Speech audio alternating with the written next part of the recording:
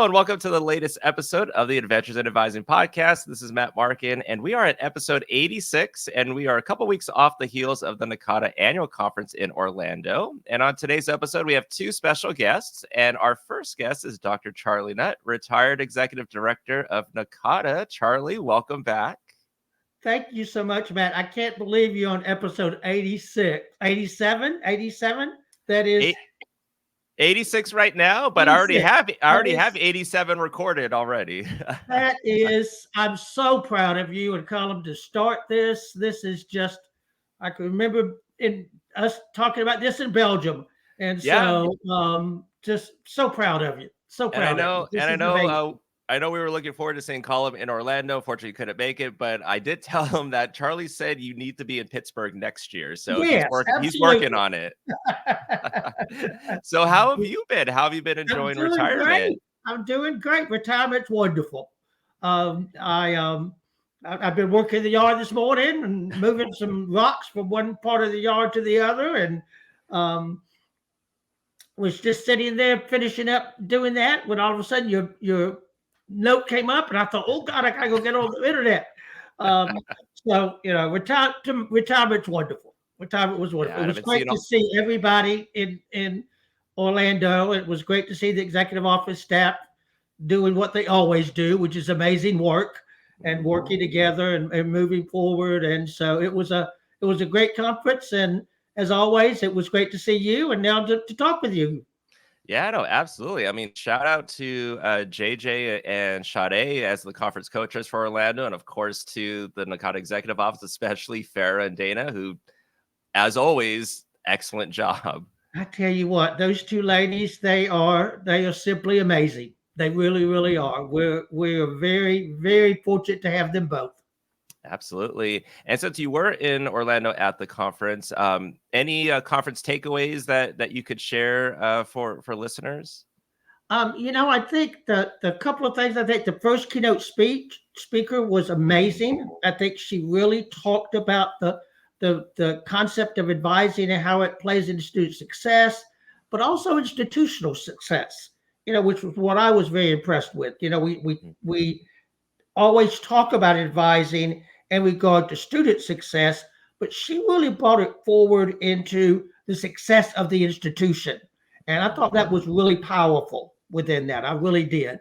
The sessions were amazing. The hotel was great.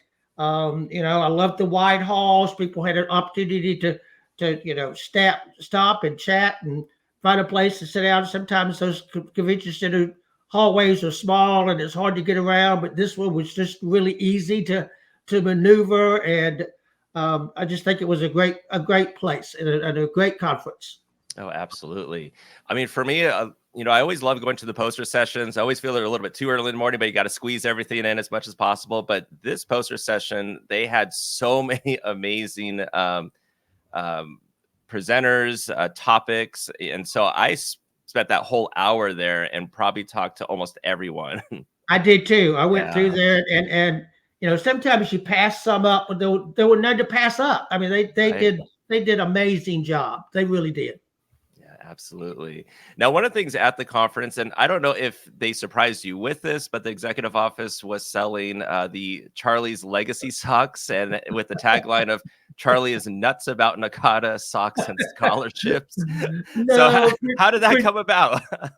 Patrice contacted me about that in the summer and said, would you be willing to support this? And if we get that way, and Patrice knows me well, I'm gonna do anything NACADA asked me to do to support NACADA. And so I said, absolutely. Put whatever you want on the socks and put whatever poster you want and those types of things. So that was just a great opportunity. We started the scholarship fund for members to be able to go to events, and we always do a lot to put money toward that. But it was the first time to really have something that people could really, buy, commit to it, and hopefully continue that commitment to those scholarships. So no, it wasn't a surprise. I knew it was coming up. They it was a typical great job by the EO. Yeah, absolutely. Well, I got my pair of socks, so I will be wearing those to work. And it's great that anyone that bought it, the money was going straight into scholarships through NACADA. And NACADA has gone through some leadership changes over the last couple of Mhm. years. You retiring, we had Dr. Melinda Anderson as executive director, then now Dr. Kyle Ross stepping into the executive director role since this past August. What do people not know about what an executive director of NACADA has to do to help ensure the success of the organization? Um, it's a huge job. Mm, Um, I think over the years, I hope I did a pretty good job of hiring and retaining staff who do amazing work. Ben Hopper with the regions, and Casey Swartz and Liz with the commissions and the awards, and just moving that forward.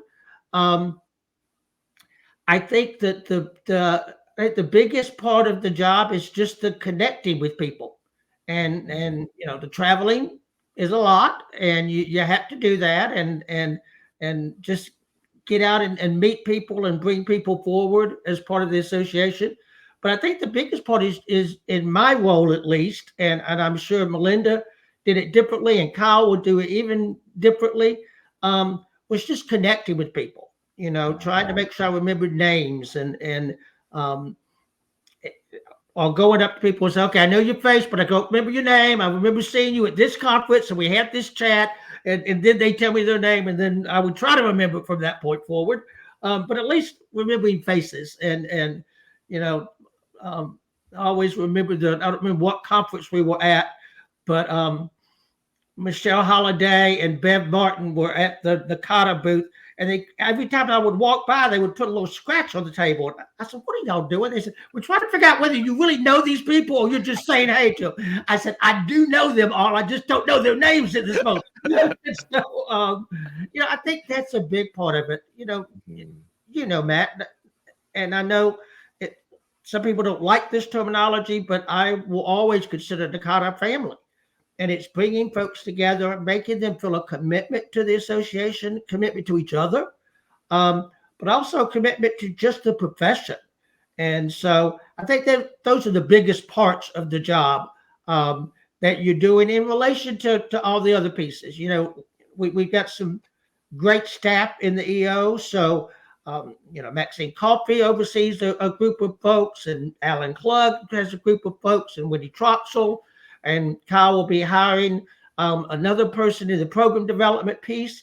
So, it's not like the executive director has to oversee or manage everyone in there. It's providing leadership, not management. mhm. And I think that's what I know Melinda did, and I know Kyle will do as we go forward.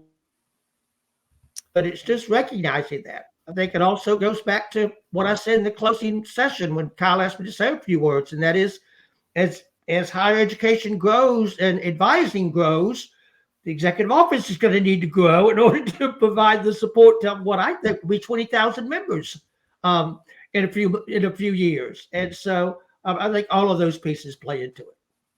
Awesome. And when you think of Melinda and now Kyle, what comes to mind? Who are Melinda and Kyle to you? They've been friends for years. I met them both when they were at Region 2, Region 3 conferences, Region 8 conferences. I think Kyle was like maybe 13. No, not really, but I mean, he was a kid when I first met him. Um, I've said this to many people, including Kyle. I can remember Kyle sitting me down at a Region 8 conference and saying, "I'd like to be president one day. What are the 10 things I need to do?" And I just kind of walked him through how to get involved with the leadership, how to get the next connection, what are the types of partnerships you need to grow, and those types of things. And I just tell him he took it one step further, and now is in the EO position. But they both are so committed to the association, and just want the association to grow and expand. And I know that they did under Melinda. I know they'll grow even more. And with Kyle, we're just now, I think, beginning to slowly recover from the enrollment shocks of the pandemic. I still read the Inside Higher Ed every morning, and the R1 institutions that are beginning to see this grow back up, and the community colleges that are state colleges. And as we continue to grow, advising is going to continue to be important. And NACADA's got to be there as a key role with that. It's important we partner with folks like NASPA, we partner with folks like NACADA, or like NODA or AACC. Those are great groups for us to partner with. But I think the key to remember is that's our role. Our role is supporting academic advising and in many different ways, because advisors, if you're in student affairs, you tend to be in a staff position. Well, we have advisors who are faculty, who are staff, who are whatever the case may be, and NACADA needs to bring all of those pieces together. And so I know Melinda did. I know Kyle's going to do a great job. I just feel, sometimes I feel like a grandpa to all these folks. But I'm both very, very proud of both of them and the work they've done and the work I know they'll continue to do. Absolutely. And at the Orlando conference, there was an award session, and you also won an award, correct? Yes, the Virginia Gordon Award. Yeah, so tell us about Virginia Gordon and what it meant to you to be nominated and to win that award. Virginia was an amazing human being. She was a faculty member, but she was also an advisor. She ultimately oversaw advising at a college at the Ohio University, as she used to say. She wrote prolifically about advising. She was one of the first books I ever read about advising. Within that, but she was also so down to earth. It was what I liked about her. A lot of folks, and I hope I don't insult anybody, but a lot of folks, when they become authors and writers and research gurus, kind of get a little above some folks, and Virginia never did. She was always, she'd sit down with a brand new advisor and say, "Where are you? And tell me what you do on your campus." And used to scare to death some of us when she did that the first time, until we realized that she really was interested. She wanted to know. Her very last conference, I think, was Chicago, and that was I don't know whether you were there, but that was a huge convention center. And I kind of helped her get to places, and she said, "Okay, this is my last one. I can't do these steps anymore." And the year after, I happened to be in Columbus, and I went with George and Peg Steele to Virginia's for dinner, and saw her just amazing bonsai tree garden in the Japanese garden in the backyard. And she was just as proud of that bonsai garden as she had been about her students or advising on NACADA. She was just an amazing woman. The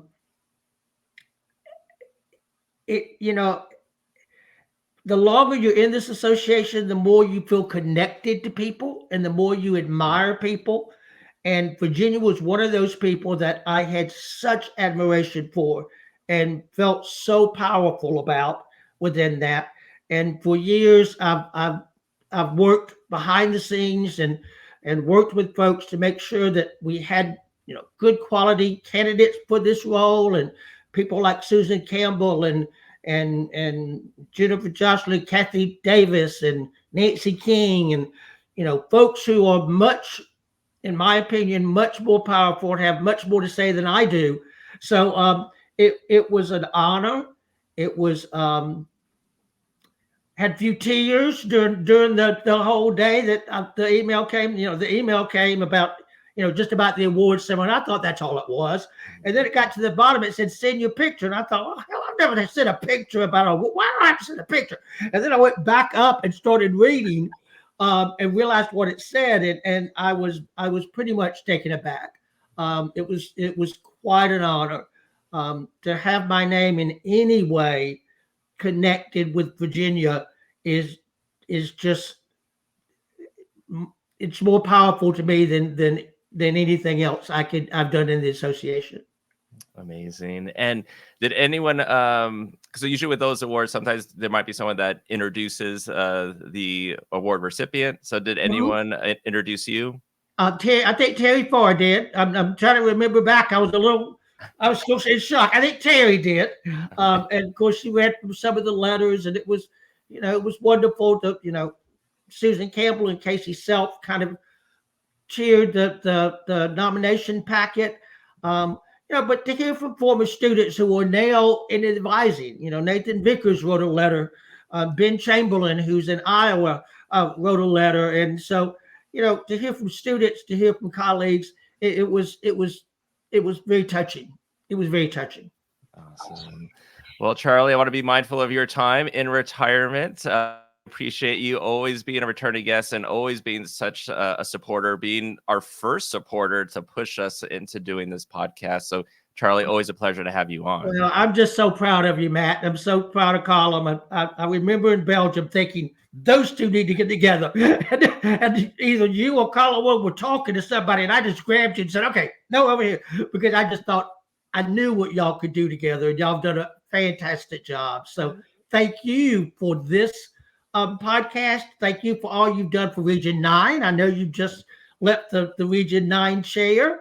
And I'm hoping you're thinking about things like council and board and those types of things. And so if I could do anything to support you or help you as you move up the what I hope will be the NACADA leadership, you let me know, because you have a lot to offer the association and to our leadership.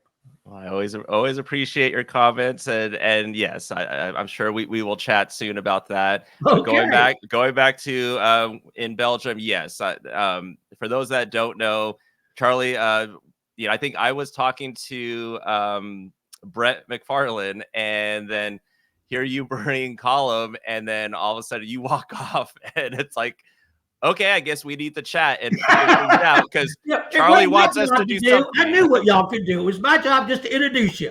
Right. I think that's another role of the executive office, is executive director, is just to introduce people, and then back away and let them do what they need to do. I knew I didn't know what to do, but I knew y'all could do it, and you've done a phenomenal job. Yes, I know. I'll speak for Colin. I know we both appreciate you and love you. And yes, it led to a lot of great partnerships that we were able to do over the years, and hopefully we'll continue to do, and maybe something in Pittsburgh. But thank you again, Wonderful. Charlie. Thanks so much. Tell Richard hello. I will. Okay, take care.